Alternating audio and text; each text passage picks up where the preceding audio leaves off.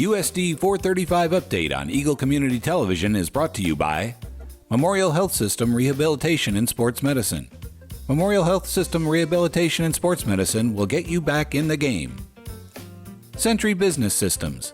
Century Business Systems provides local service, competitive pricing, and simplified solutions for all of Abilene's copier and printer needs.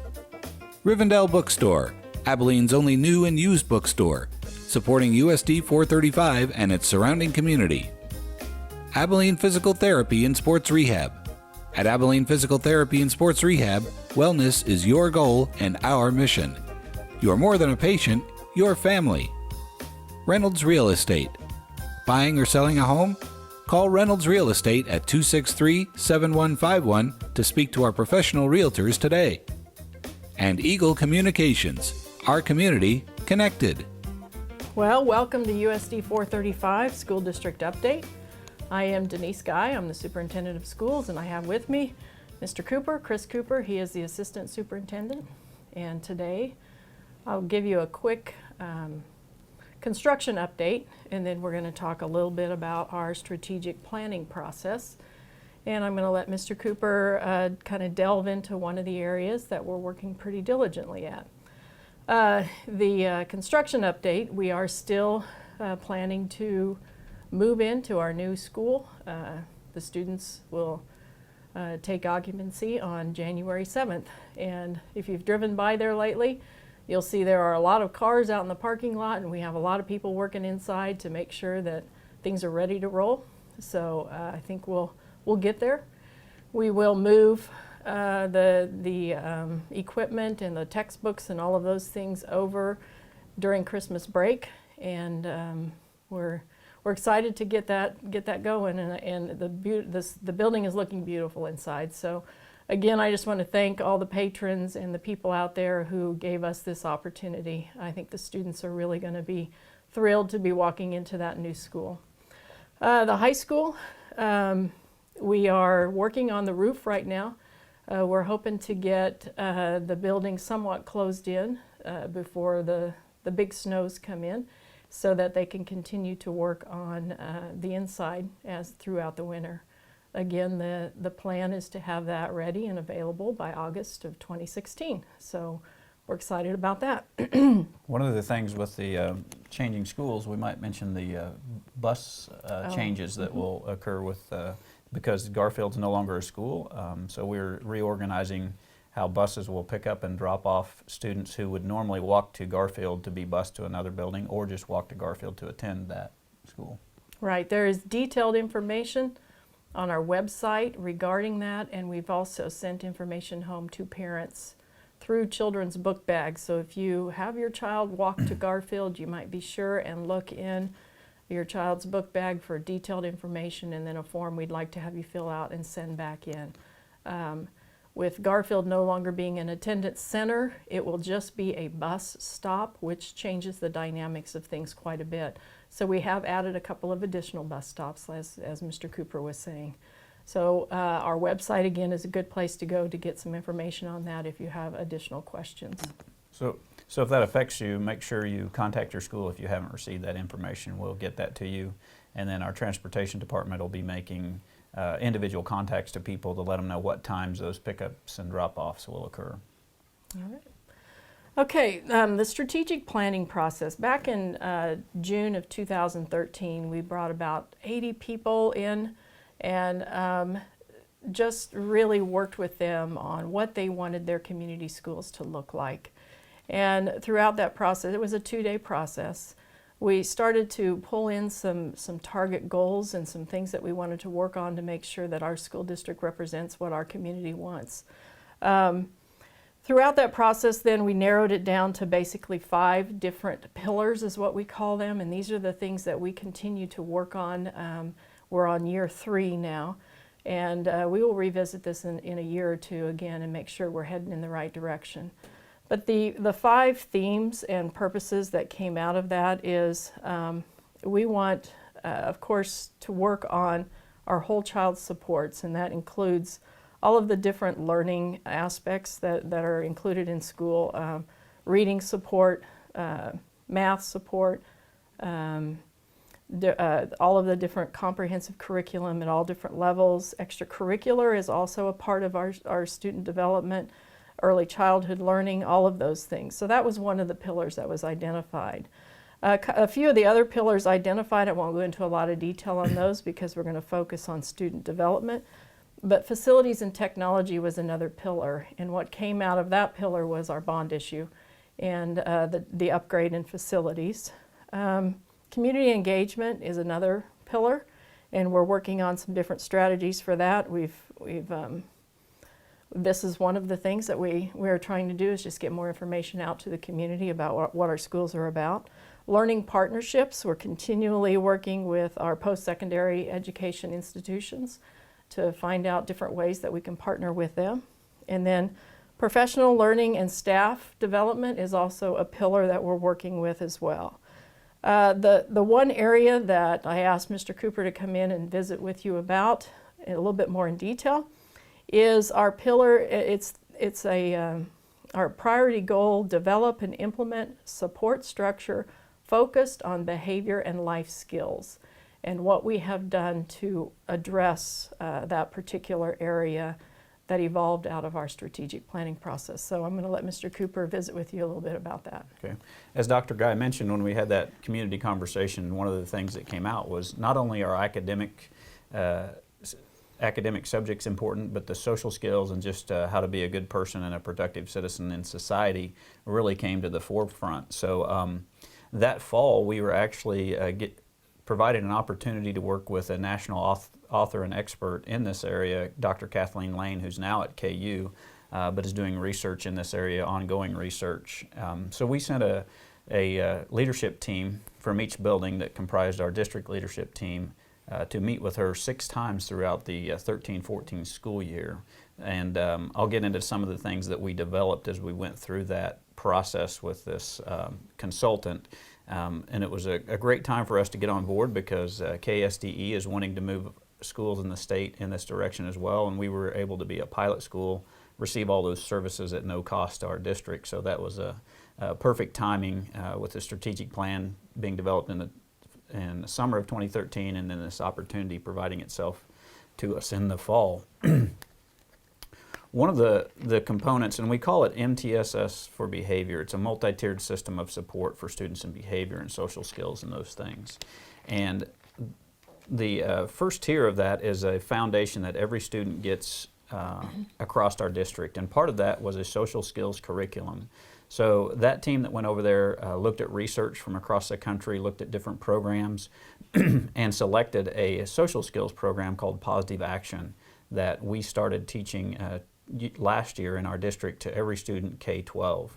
And positive action, the philosophy behind positive action is a thoughts, actions, feelings cycle. And it's basically that if you have positive thoughts, those thoughts lead to positive actions that lead to positive feelings about yourself that lead to more positive thoughts. So it's a cycle.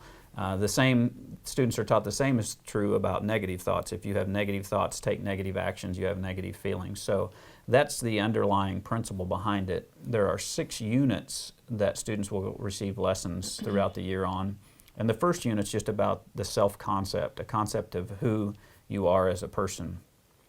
The second unit talks about positive actions for your body and mind. So there's nutrition lessons, there's just positive mental health lessons, how to have good self-talk to keep yourself going in a positive way.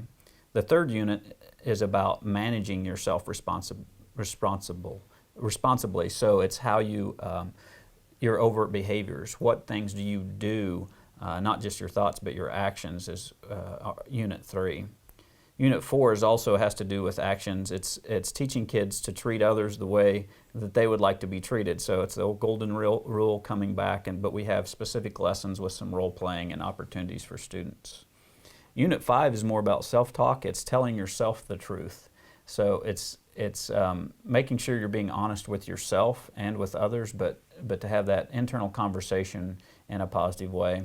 And then Unit 6 is improving yourself continually. So it's lessons about how we are where we are today, but we can always improve. And we even talk about this as a staff. We want to do the best we can until we know better, and then we want to do better. So we talk to students about those. Each school does the positive action a little bit differently, but in a couple of our schools, the classroom teachers teach those lessons. At the high school, it's done during seminar by those seminar teachers. But in every school, each student has a minimum of 22 lessons a year out of this curriculum. There are more lessons provided. Some schools use more than that, but we set as a district expectation that these 22 lessons that are research-based and show that they help kids just exhibit better social skills would be done as a minimum. Another piece of the puzzle that we worked on with Dr. Lane and her crew from KU was to develop what she refers as an expectation matrix, but to come up with specific expectations for different places in the building. In other words, to recognize that expectations in the classroom are probably different than the expectations in the cafeteria, the hallway. So we listed all those areas. We surveyed staff, including bus drivers, custodians, all of our teachers, let everybody have input in what they thought appropriate expectations would be in those areas, and then develop those expectations with a team. They had to be common across in our commons areas, and in other words, common by classroom. So at the middle school and high school, even at Garfield, soon to be Eisenhower, those students changed classes. So we didn't want students to walk into one class and have these expectations, move to another and have different expectations to live by. So they were common for all staff. We made posters, we posted those things, and then perhaps one of the most important things is we spend time explicitly teaching those expectations.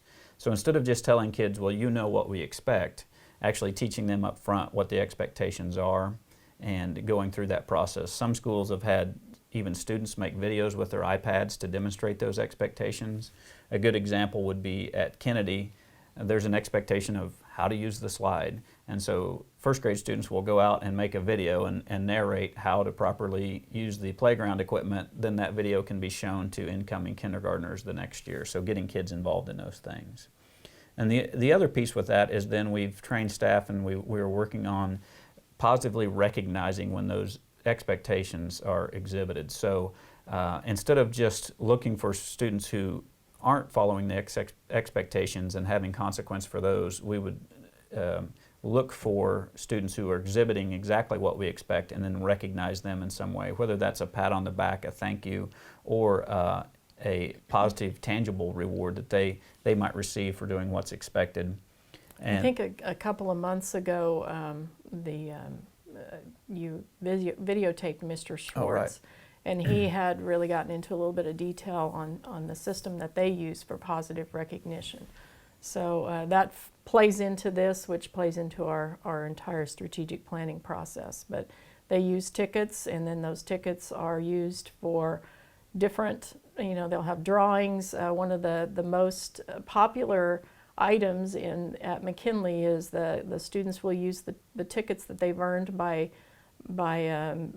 exhibiting the behaviors that are expected to buy cans of food for the food bank, and that's one of the most popular items over there at McKinley. So the staff and Mr. Schwartz has done a really nice job getting that going, and we have people in all of our buildings doing some of the same things, but he visited with you a little bit about that a couple of months ago. All right, I forgot about that. So that's a good example of that positive recognition for the expected behaviors. And we've had to do some staff development because we want to go farther than just saying, hey, you did a nice job of walking down the hall. The research in this area shows that we really need to be very specific about what it is the student did appropriately or inappropriately. But an example might be, Denise, I know you've struggled getting down the hall and keeping your hands to yourself in the past, and I noticed today you did that in a really positive way and exactly what we expect, and then you give that student that recognition. When you spend this ticket or redeem it, I want you to remember how you felt when you were successful in that. So being very explicit, and not only in teaching them, but then reminding them, tying that back to the matrices that we developed. At Kennedy, for example, if you walk in there, you'll see those expectations in the hallway, and there are pictures and graphics.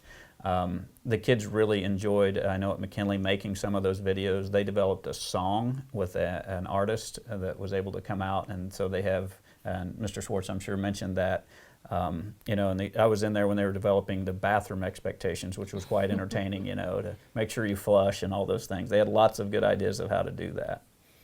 Another piece that we've done K-12 is work with Larry Thompson, who's out of Newton but has really become a national speaker in this area, and it's called responsibility-centered discipline. So when there is a problem, when students haven't exhibited our expected behaviors, how we handle those situations, and that is a system we call Give 'em 5, and it's how that interaction goes with that student. So the teacher would support that student, connect with some type of relationship, remind them of the expectation that we have developed and taught them, and break down what went wrong. Okay, what happened that we didn't get this expected behavior? Explain to them the benefit of exhibiting that behavior, and then have some closure or resolution. So those are the 5 steps in the Give 'em 5. And we've been in the process of doing that for several years, getting staff trained and doing some role playing. But so we have the positive recognition up front. First of all, we establish clear expectations, explicitly teach those expectations, recognize them when they are exhibited correctly, but then we also understand that they won't always be exhibited correctly, and how do we handle those situations. And that's where the Give 'em 5 or the responsibility-centered discipline comes in. Most of our K-5 staff was trained in that last summer, and 6-12 staff had been trained in that previously.